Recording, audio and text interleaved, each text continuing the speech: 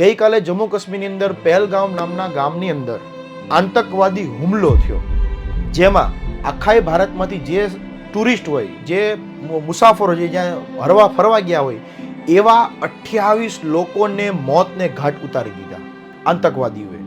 જેમાંથી ગુજરાતમાંથી ઘણા ખરા છે, સુરતમાંથી અમારો એક યુવાન છે, ભાવનગરમાંથી એક યુવાન છે.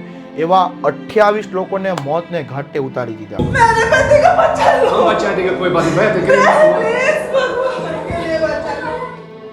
બહુ ખોટી ઘટના બની અને એમાંય ખાસ કરીને લોહી ક્યારે આમ ગરમ થઈ ગયું કે જે આતંકવાદીઓ આ 28 લોકોને માર્યા ને એ બધા આતંકવાદીએ બધા લોકોને મારતા પહેલા ધર્મ પૂછ્યો, તું કયા ધર્મનો છો?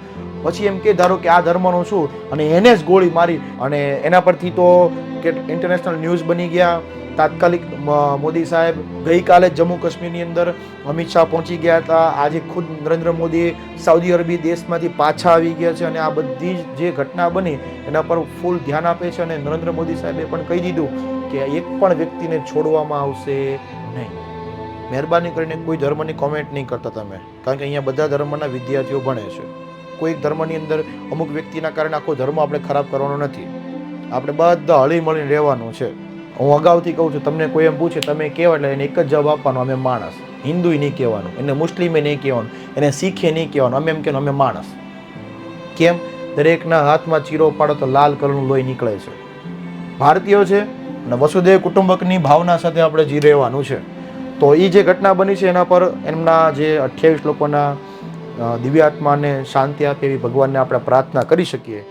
આજે મેં ન્યૂઝ વાંચ્યા ને ત્યારથી મને આમ હૃદય એટલું કંચબી થઈ ગયું. કેમ ખબર? કારણ કે એની અંદર એક જવાન શહીદ થયો છે ને, એ જવાનના હજી 6 દિવસ પહેલાં જ લગ્ન થયા છે. એ 6 દિવસ પહેલાં એ આર્મી ઓફિસર લેફ્ટનન્ટ બની ગયો છે અને એના લગ્ન થયા. વિચાર કરો, એ 6 દિવસ પહેલાં પોતાની પત્નીને વચન આપીને આવ્યો છે ને એનું જે પાર્થિવ શરીર એના ઘરે ગયું હશે, ये घरनी केवी परिस्थिति बनी है. विचार करो તમે ખાલી.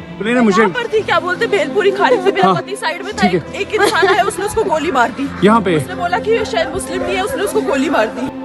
समझो खाली रुवाड़ा उभा થઈ ગયા. કેમ? દેશ ભાવના છે, દુઃખ થાય